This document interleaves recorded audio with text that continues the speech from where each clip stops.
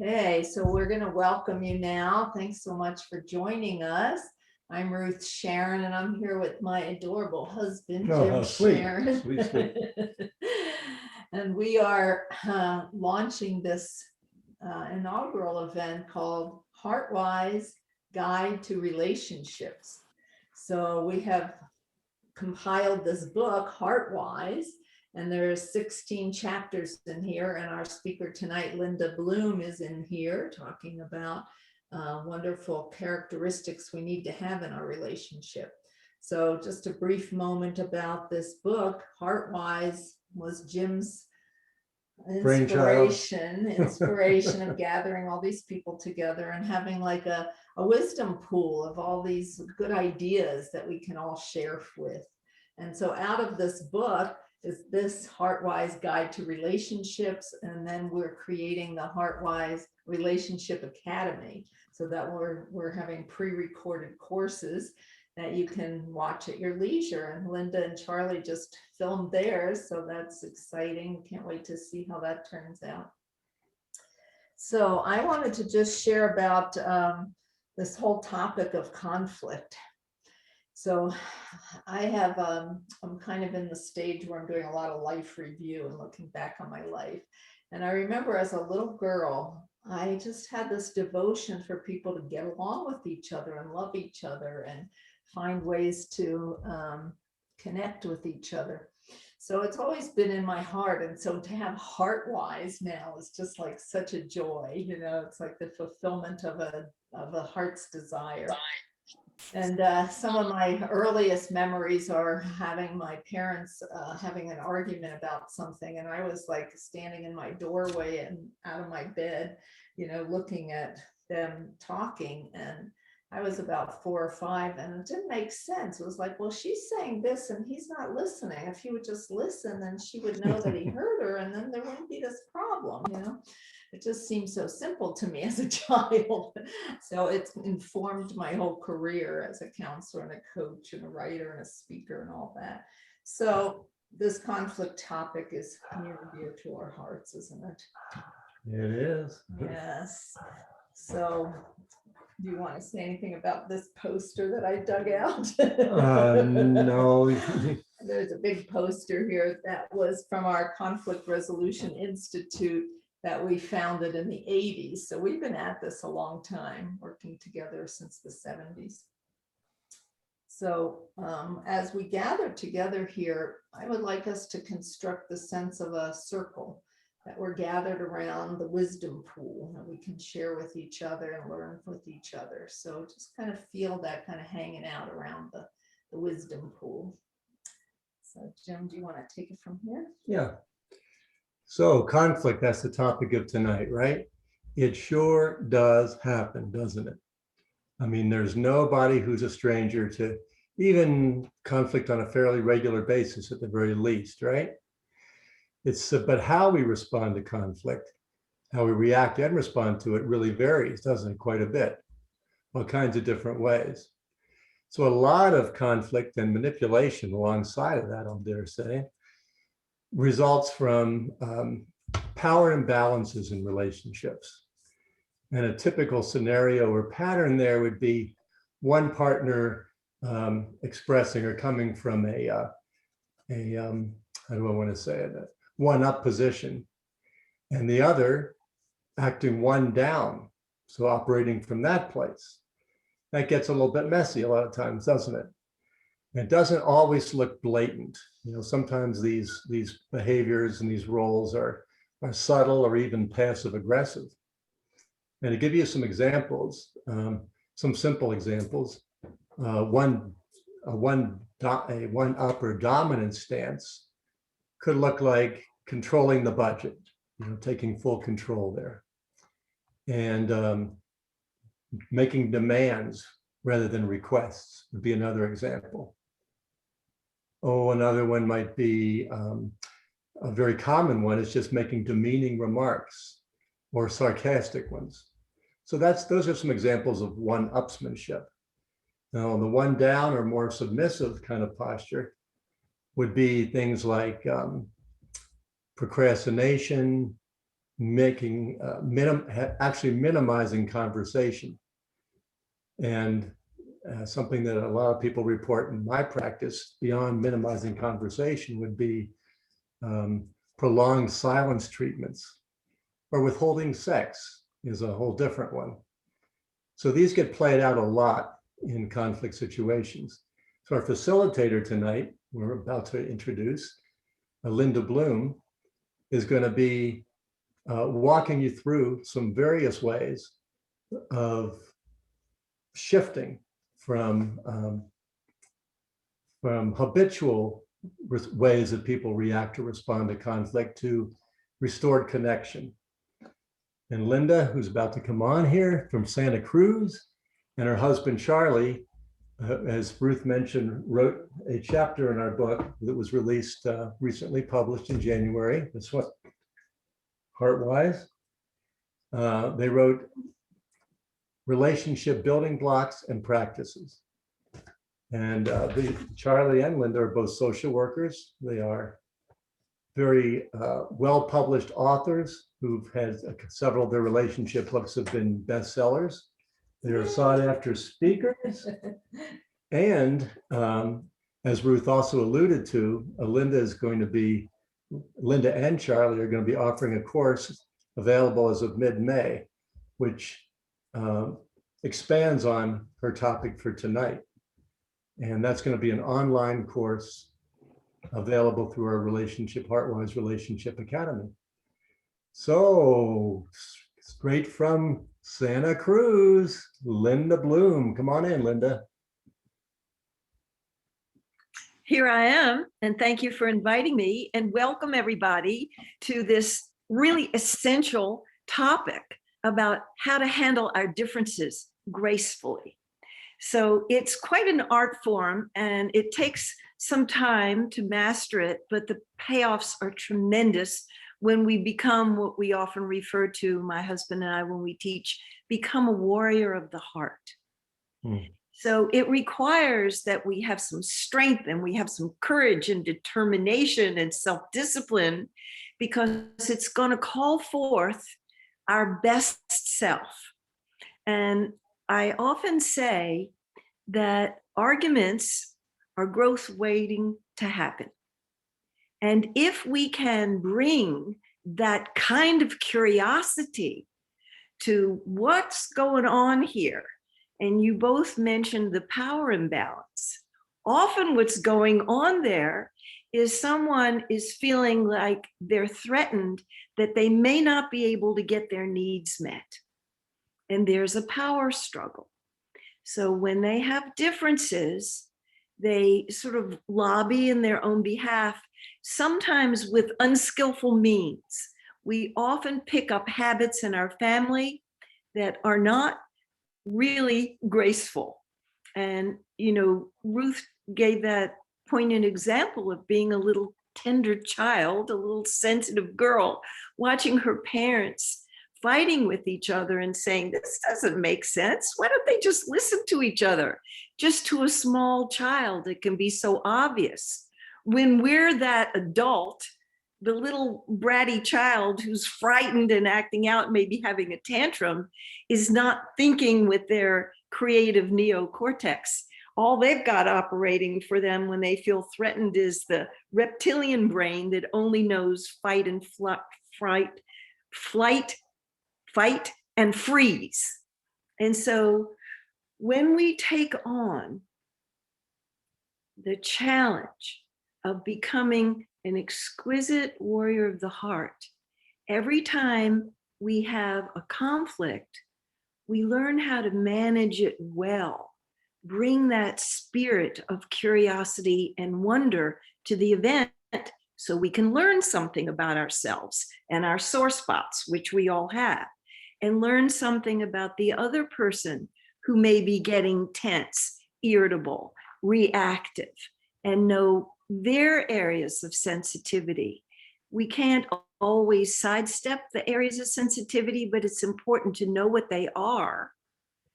And sometimes we can head off trouble at the pass just by being very respectful of the sore places that we each have. And that's a different kind of a conversation, other than you're doing it to me and I'm feeling victimized by you and you're dominating me and you're abandoning me and all those things that really cause us a tremendous amount of heartache. So I want to tell you how it is that this became a specialty of my husband and myself. Anybody who does couples counseling is going to be dealing with couples that their differences. But we had so much to learn just to keep our relationship intact, because we were a couple of hotheads when we met back in our very early 20s. We were both pretty bratty and very manipulative and drug in old dysfunctional family of origin patterns. And so we had a lot to learn.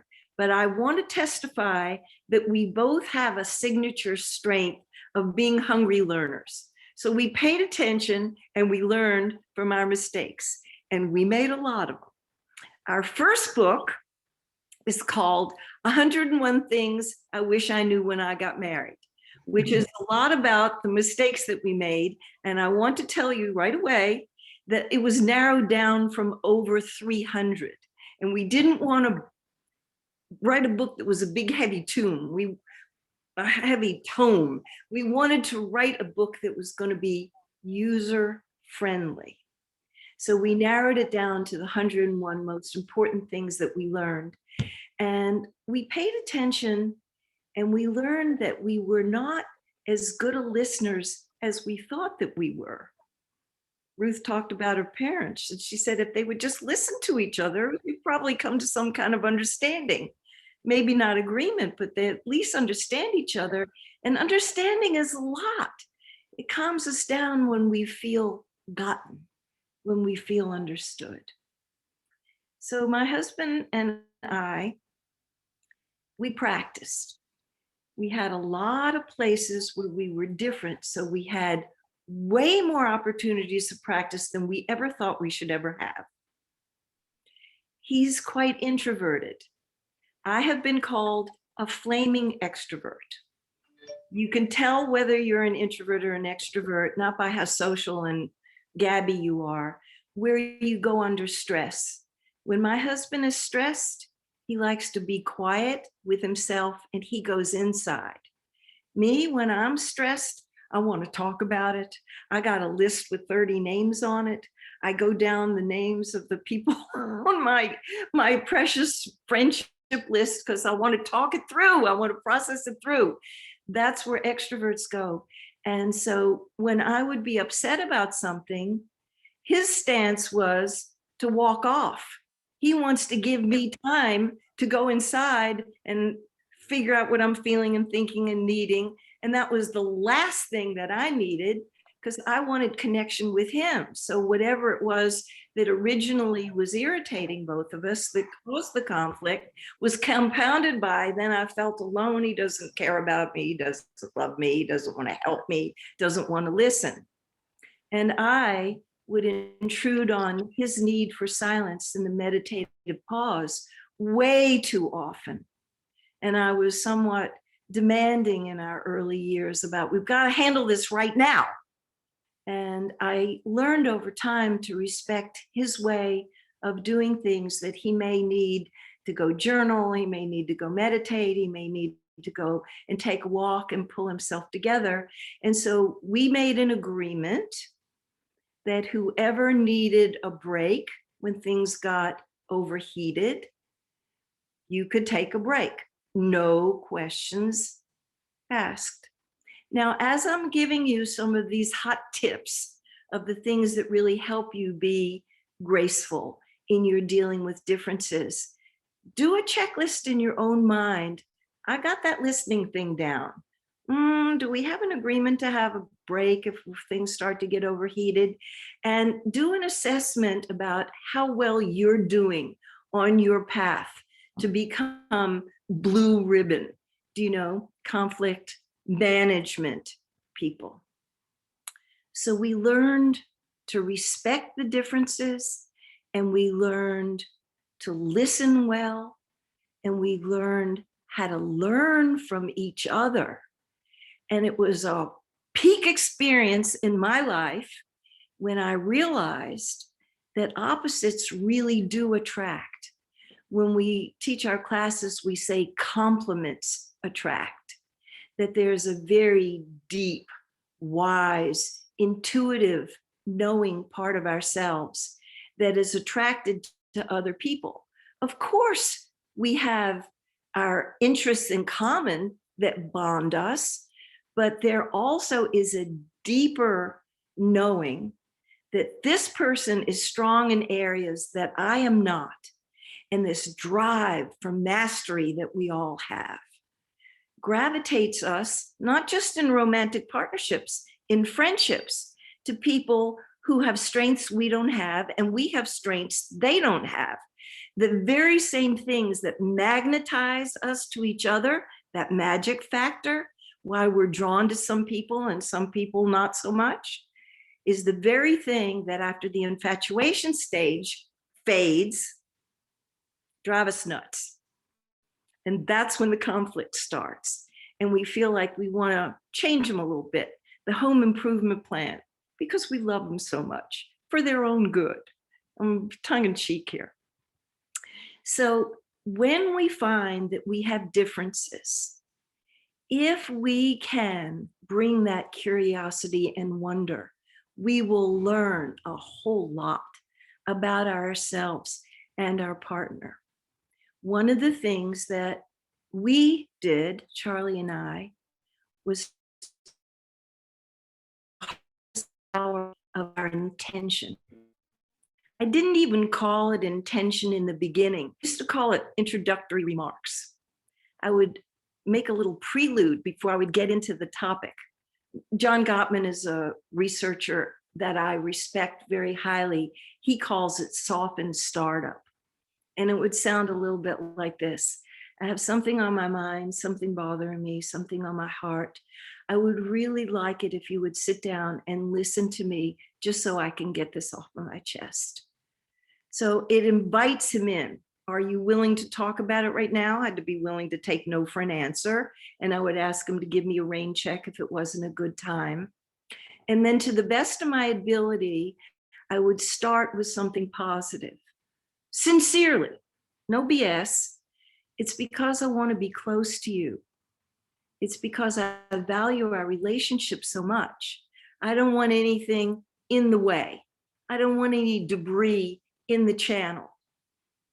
I want to handle this right away so we can be as close as can be as much of the time as we can. Over time, we came to call those the incompletions. You know, the things that we don't want to talk about because they could be loaded and get us into an argument. You know, you have a little one here and a little one there and a little one here and a little there. Over the months, they're mounting up. They can be a huge mountain of incompletions that interfere with our closeness, our emotional intimacy, our trust, our sexual intimacy. It can really wreak havoc on the relationship. So I'd make these introductory remarks and I'd say, it's because I love you so much and I want to be as close to you as I can be. And I want to be as honest as I can be about what's going on with me. So he'd say, okay, I'll listen. And I would get a chance to get things off my chest. And it's embarrassing to say how long it went on for that I was not graceful about the way I expressed myself. I had brought bad patterns in from my family. No blame on my family. They brought it from their parents and their parents from their parents. I mean, our parents want to give us the best they've got. And they did. They gave me the best that they had. But they were very judgmental about the way they spoke to each other. And they were critical about the way they spoke to each other. And their interactions were full of manipulations, the power and control game. So I had to learn how to speak. You hear all the time about I statements. And sometimes I would start out good and I'd say I, and I would even say feel. And I'd say, I feel that you're acting like an asshole. And that would not be constructive. And I had to really learn how to speak from my experience, which is speaking from my heart, speaking from my feelings and my needs rather than my opinions, which are often judgmental and critical. And this is an art form. to take the time to tune in to what's going on inside us, be in touch with our own feelings, especially the tender ones, the vulnerable ones, like fear and like feeling hurt. And when we can be brave enough and courageous enough to risk sticking our neck out and exposing those very tender feelings, it generally invites vulnerability from the other person. It does not guarantee that they will be vulnerable back. We might stick our neck out and they might go for the jugular. You know how the wolves go into the wolf pack, they offer their neck up. That's to show I'm not here to do anything hostile. I'm not biting anybody. See, I'm exposing myself. And that requires a tremendous amount of courage and self-discipline to be willing to drop down to that level of vulnerability, because we don't know how it's going to be received. Generally speaking, when we speak from our experience and speak from our heart, it invites closeness, it builds the trust, it sets up a context and an environment for two people to really meet, to connect, to learn from each other, to understand, and the trust will go up. So you could plug in any subject: money, sex, power, preferences, desires of all kinds, how to raise the kids, how to discipline the kids, the in-laws. These are just some garden variety items that tend to be conflictual. And then we all have our idiosyncratic ones in addition to the most popular ones. But if we can have a commitment to ourselves and invite, if we have a spouse, if we have a lover, if we have a close friend, because this is applicable across the board. I tend to use my partnership as the illustration because we learn most of this in the trenches of romantic partnership, but it applies to all relationships. Parent-child, our own parents, our own siblings, our own kids, our neighbors, our supervisors at work, the people we supervise. These are applicable across the board. You will have gradations of how vulnerable you want to get in the workplace, but the people that we are the closest to, our deepest love connections, that's where we practice the deepest vulnerability. So I sometimes think about the image suit that we suit up and we've got our ego presentation all together. That's our looking good self. And we take that out in the world, and we would be foolish with some people out in the world to unzip our looking good suit. And we sometimes mistake our authentic self for our presentation or our persona. So the challenge is to be able to unzip with our most trusted confidants, the ones that we want to know us deeply, that we want to have intimate into me see my innermost self, see my feelings of insecurity, see my magnificent failures, see my tender places, see the places that are still sore on me, because we could be in league with each other to be healers to each other. We could have corrective experiences. If we've come from a family of shouters and yellers, we could modulate our tone and we could be heard. Finally. If we had people who weren't present with us because of alcoholism in the family, or drug addiction in the family, or work addiction in the family, or just being preoccupied with their own concerns, and we're tender about people not being present with us, being ignored, being abandoned, Some of us had very difficult childhood experiences where we were literally abandoned. People have parents who went off to prison, or left the family not to be heard again. And if we have tenderness around that area, we can finally be met with our closest relationships in a way that that deep wound finally heals, where we feel that we are precious. They didn't leave because there was anything objectionable or unlovable about us to start with, but a child can't understand that. So as an adult, we can see I've got these very tender places, and my closest relationships can heal those tender places, where I finally can trust that my needs will be met, and I don't have to fight to have them met. I can trust that we've got a good deal going here, that I can appeal to your enlightened self-interest. If you help me to get my needs met, I'm going to be full to overflowing. I can't help myself but want to give back, generous of spirit. I want to know what all of your needs are, and I want to help you to get those met. If I can't meet them myself, because I can't meet all of them, I'll brainstorm with you so that you can see how that you can get them met. And that's a very powerful contract to have with a close friend. If you have a sister, if you have a brother that you're close to, or you. And the other thing that we're, in addition to healing each other, that just gets us up to neutral, out of the minus zone, to pull into the plus. Okay, let's make a deal that we're going to use every single piece of this relationship as grist for the mill to learn how to be the best people that we can be. I'm going to bring out the best in you. You bring out the best in me. It's going to be a rocky road sometimes while we're doing this learning curve, but that is a powerful contract to make with each other.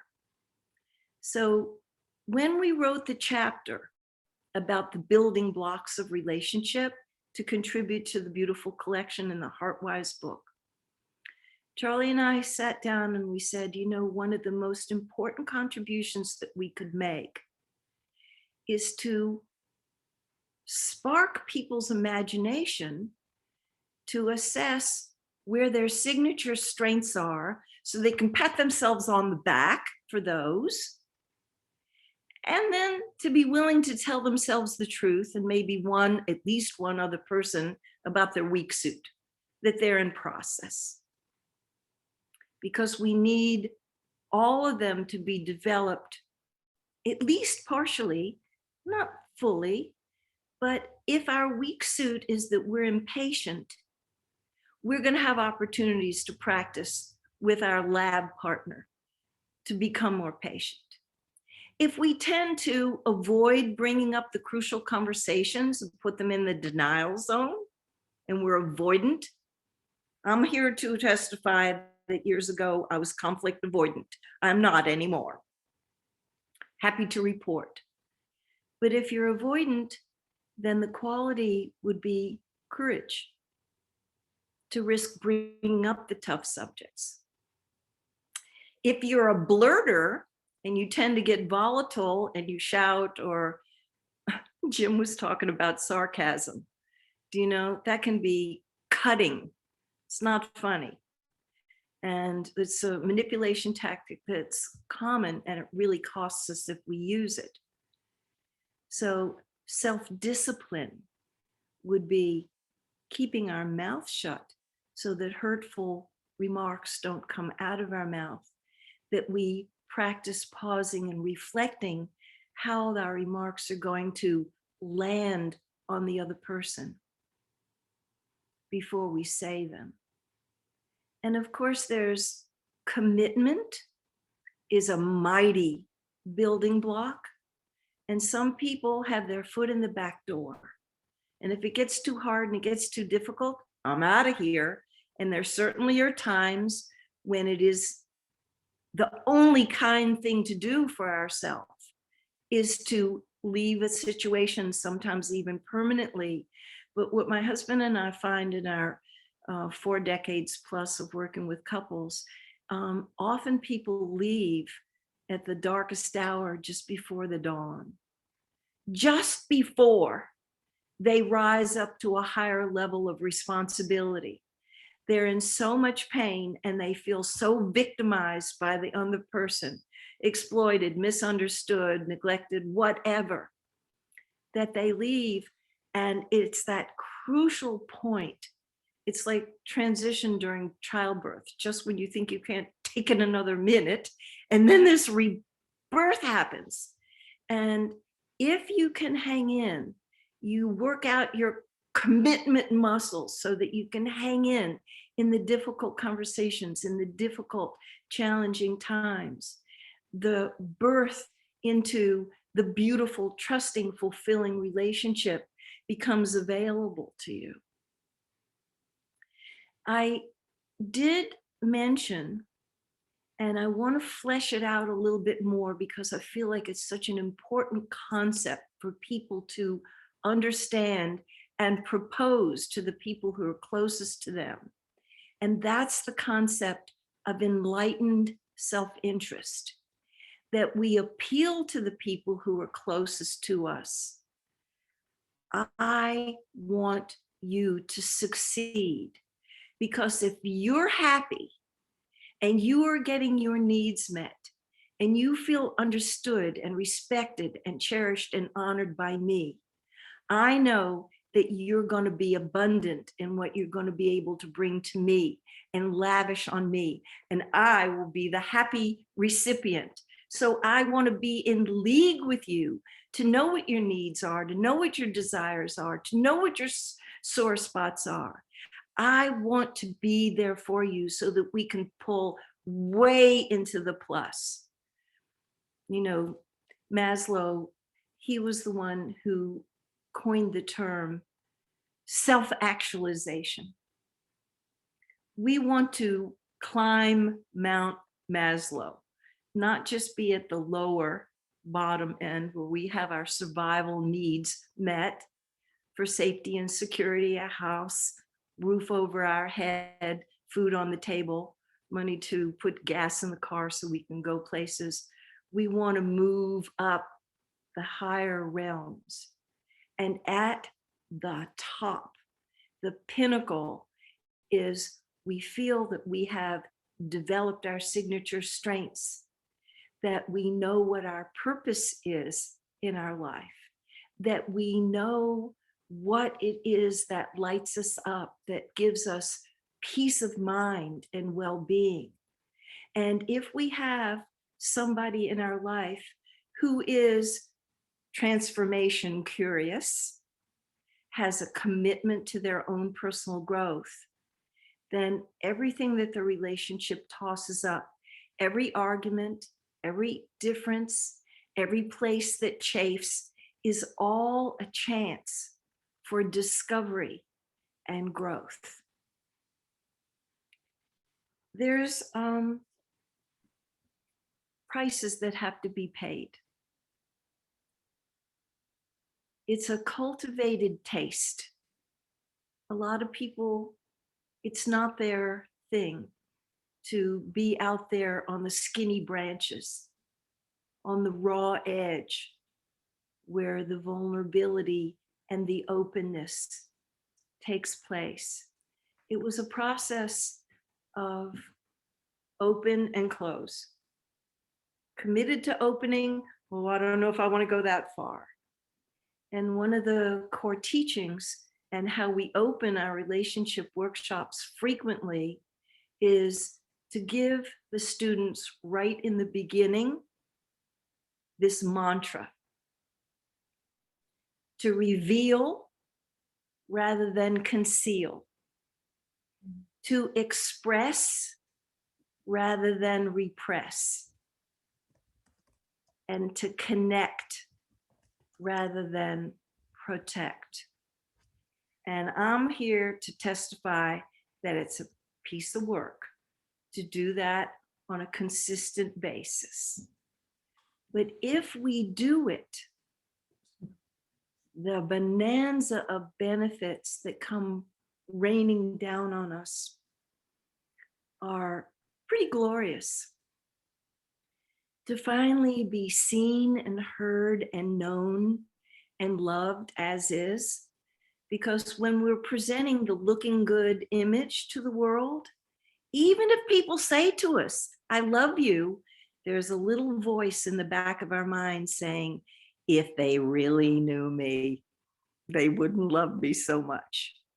So we have to come out from behind that persona, the looking good self, the mask that we wear, with our trusted, select, precious few, and let them see us, warts and all, scars and all, flaws and all, glorious self and all, our most divine, evolved self, and let ourselves be seen.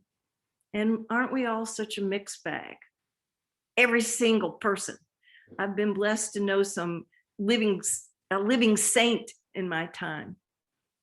Thich Nhat Hanh, he's passed away now. He's not in his body anymore. But I really believe that he was a living saint in our time, and he had such beautiful teachings. And I once did a 7-day retreat, and he told the whole assembly that he gets angry sometimes. And that was a profound teaching to me.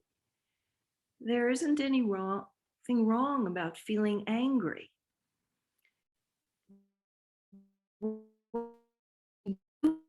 Or when we feel it, it's all the difference. Whether we have learned how to manage it well, and I almost never use the phrase conflict resolution. I always use conflict management because it's an ongoing process, and we learn how to manage it well. And the second book that my husband and I wrote is called Secrets of Great Marriages: Real Truths from Real Couples About Lasting Love.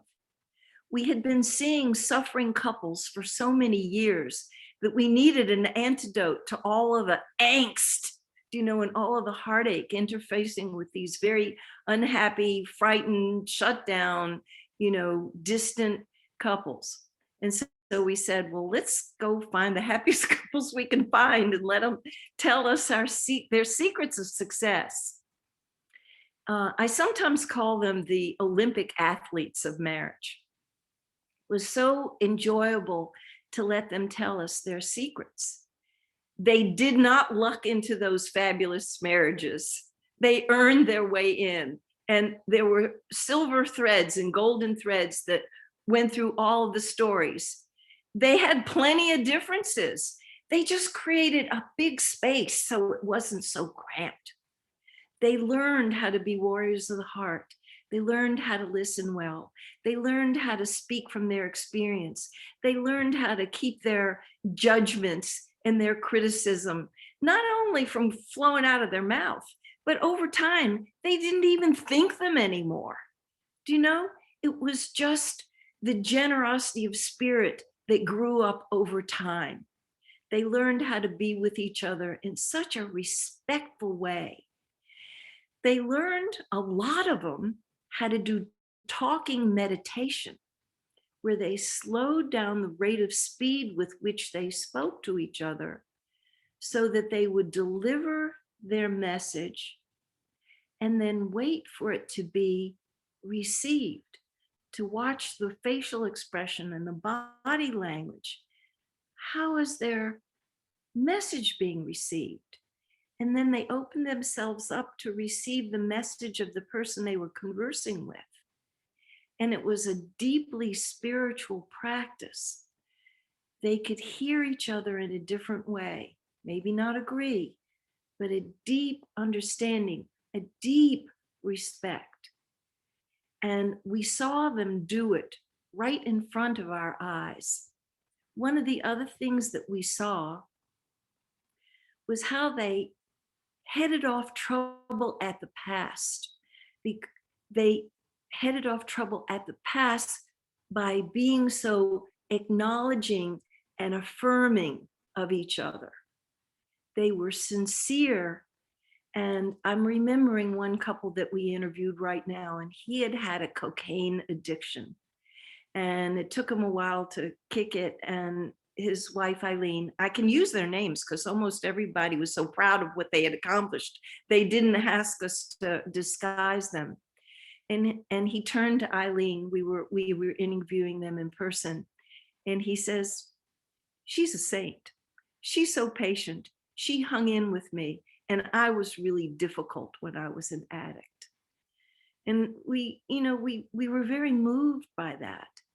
But they would affirm each other in such a meaningful way.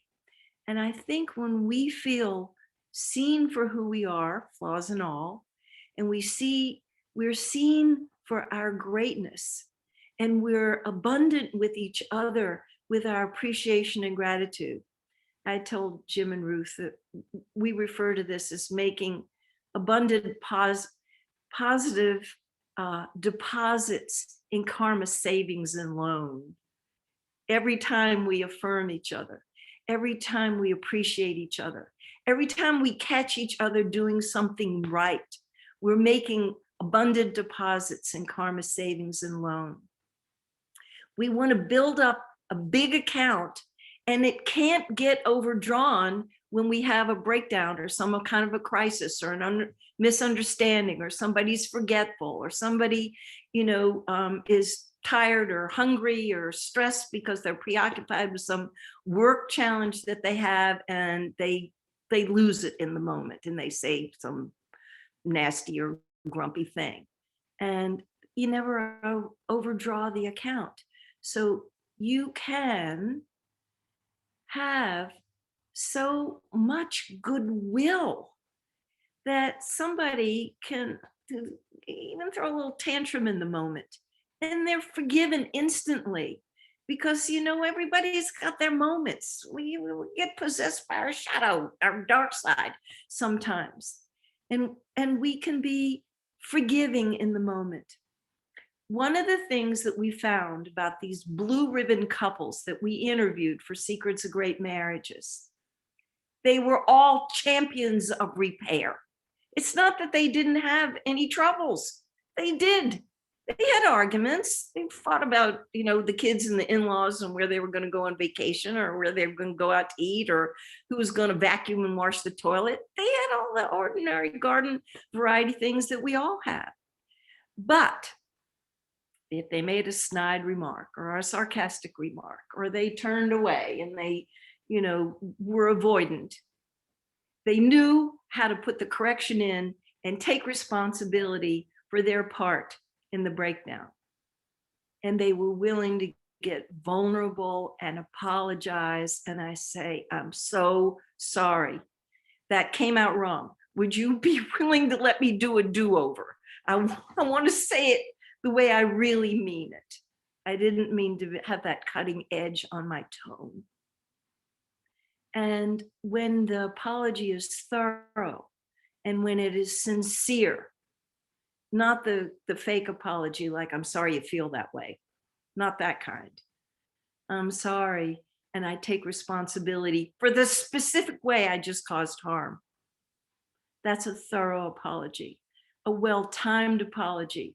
Maybe they have to go off and lick their wounds for a minute, or a few minutes or an hour or so.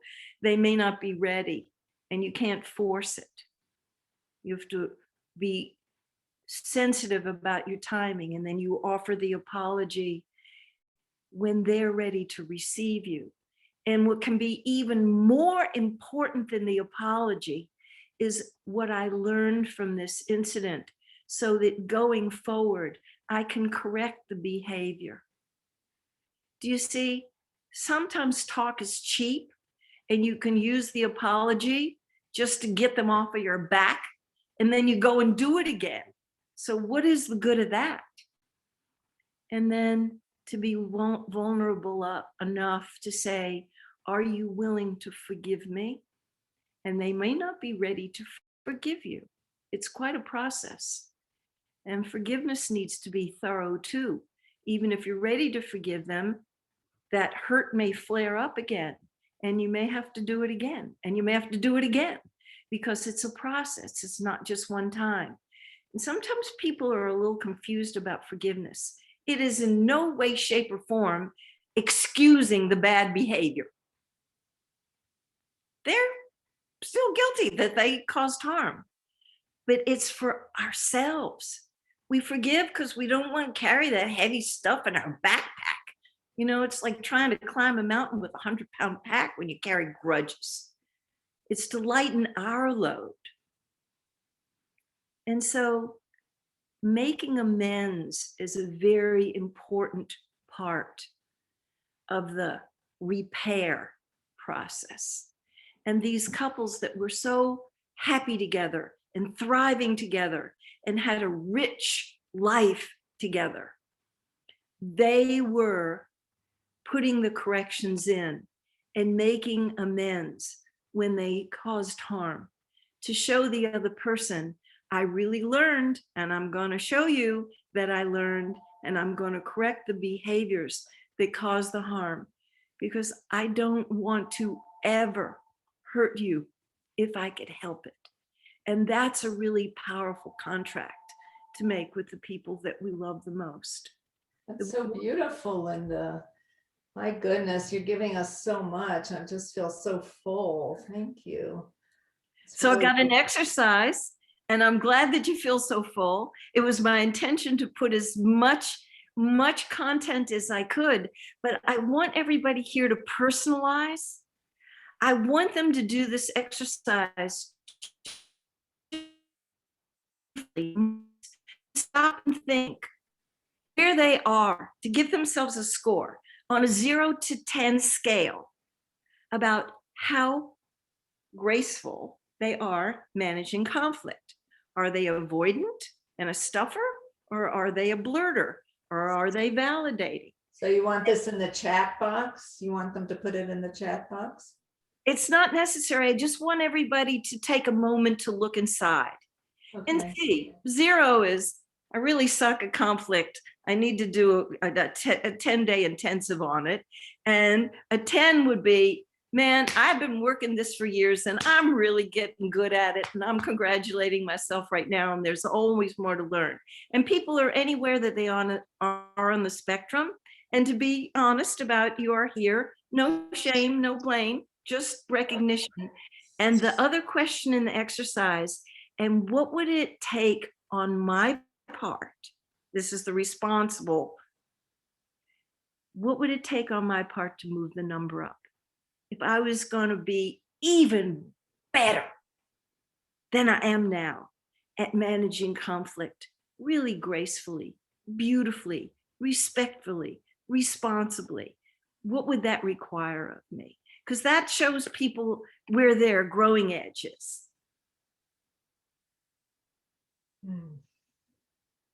So just take a moment to reflect on that. 0 to 10. And then what's it going to take?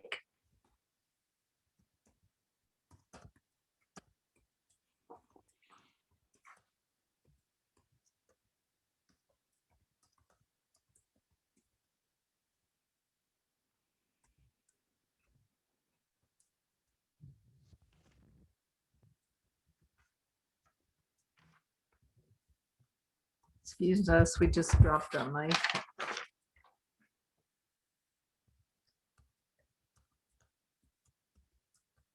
You don't have to reveal to anybody but yourself. I just put it in the chat box so people could see those questions. Thank you. To reflect, yeah.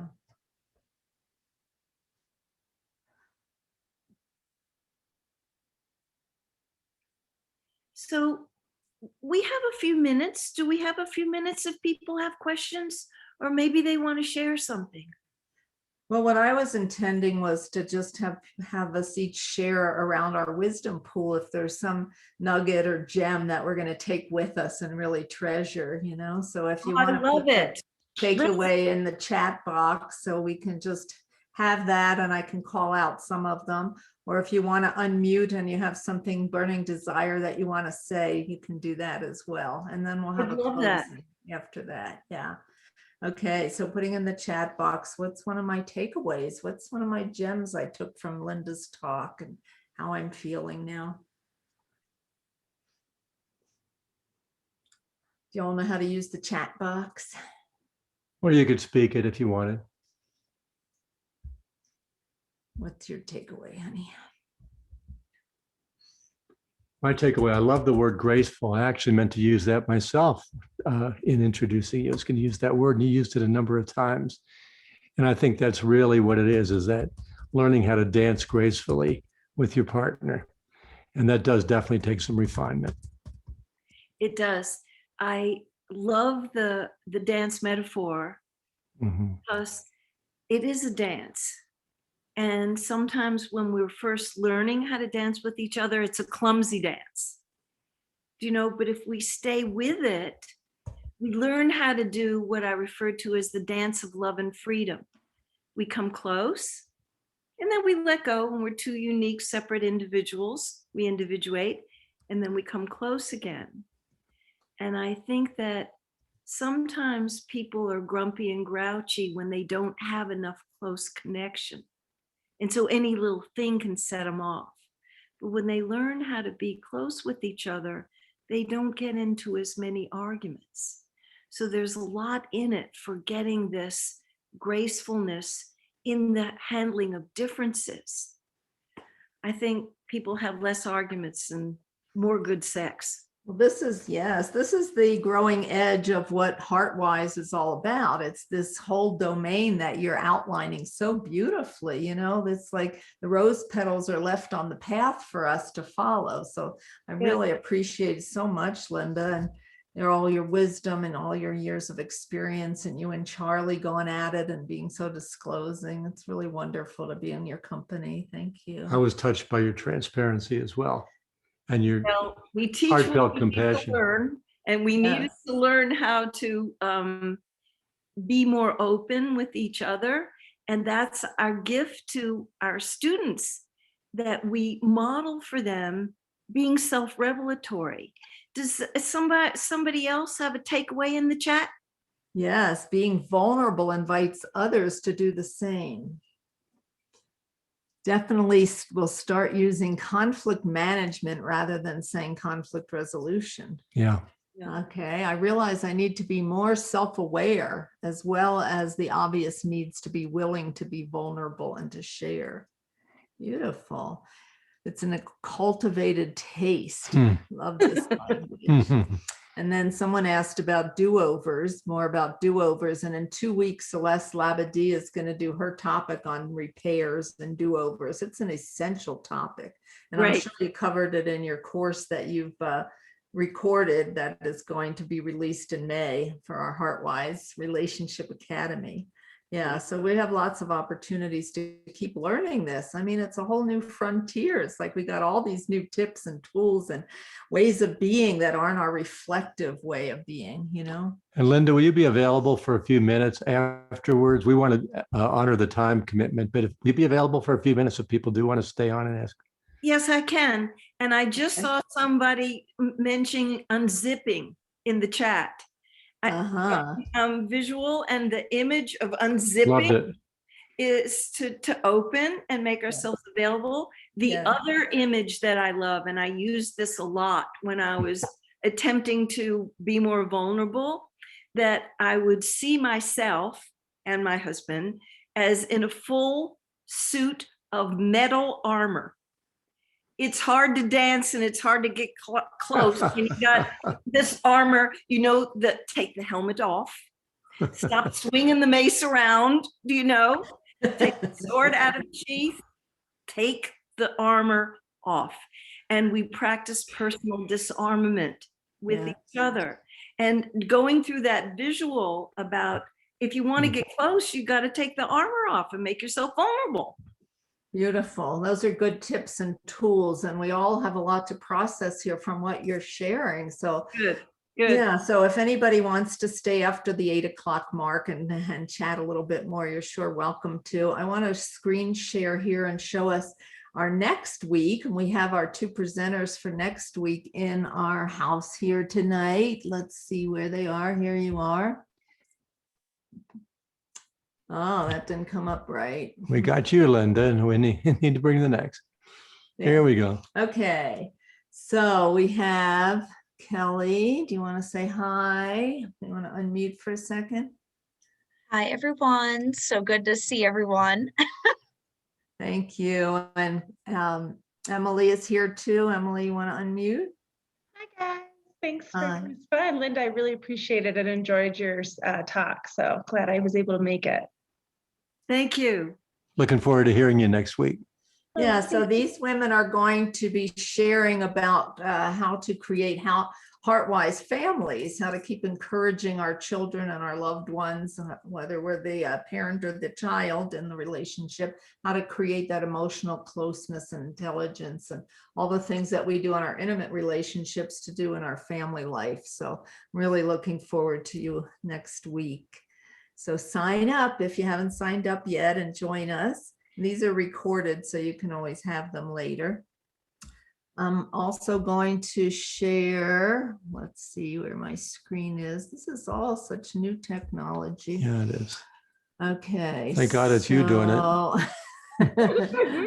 right, so this is our whole series. That's what I wanted to show you. Are you all seeing that there's these 6 sessions listed? You're It's not seeing Kelly and Emily. Oh, okay. Well, let's see. I have resume share. There we go. Maybe that does it. Can you see where it says the 6 sessions? No, huh? Weird. Okay. Oh, well, Let me just try one. it's on the more. link. Just one more second here. I'm going to share this little slideshow just to show you some continuing processes that we're in. So here's our book, and you can order it on Amazon. So I'm screen sharing, hopefully. Whoops, that's not what I wanted. Yeah, It might be this- good to just put the links I up. see it. All Here right. it is. Here it it is. All right, let's see if this will work. All right, so you can see our Heartwise book, and it's on Amazon. It's an ebook and a paperback book, and it has 16 chapters with all different ways of dealing with our next phase in our relationship journeys here to go past codependency into this Heartwise domain. So Evolution. it's very exciting. Yes, evolution. And then we're going to rebrand everything as Heartwise, but this is our older brand, Soulful Couples. We're on Facebook, so connect with us on Facebook. And we have a Soulful Couples community, which we're going to rebrand as Heartwise community to include more people. So look for us on Facebook, and we can continue our dialogues and things.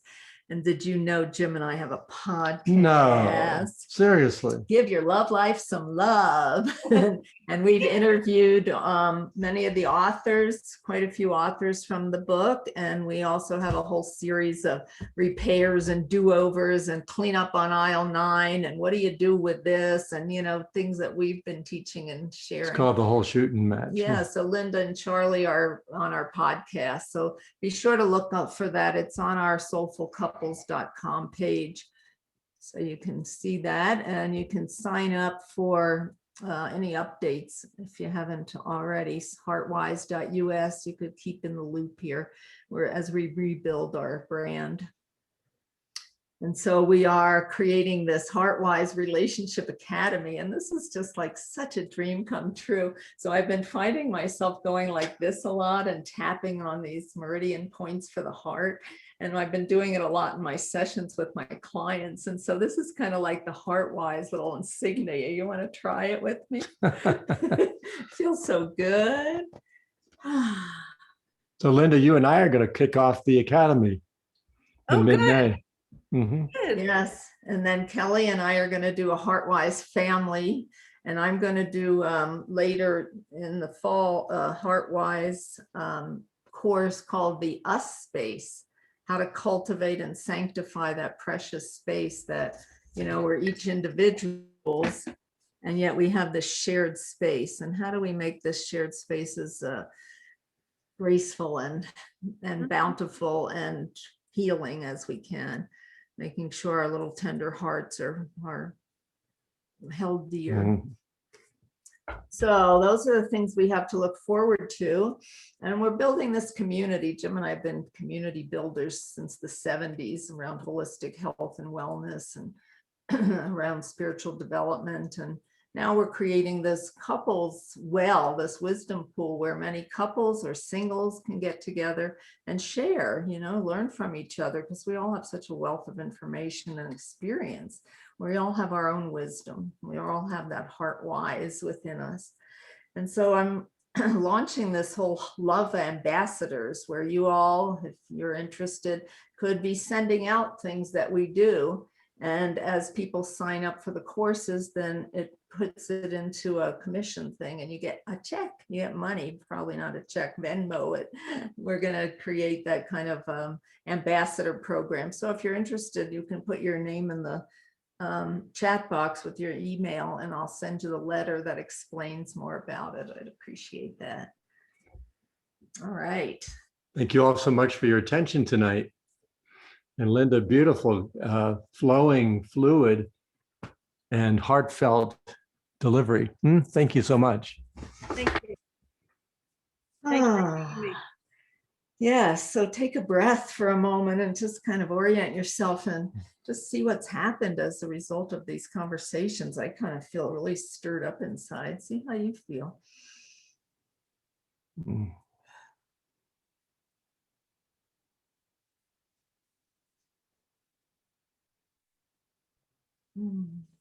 As we journey together on this Heartwise journey, it's just so fun to be with other people, be able to talk about these things. So we're going to end the program and end the recording. And if you'd like to stay on, and we'll have the gallery view, if you just want to visit and chat and have something burning to ask or tell, we'll do that for a few minutes. And otherwise, we'll say goodnight. Thank you so much. We hope to see you again for next week for Kelly and Emily. And the week after that, Celeste will do do-overs. And then the week after that, we'll close it with some great processes for being more Heartwise. So thanks a lot. Here goes the recording.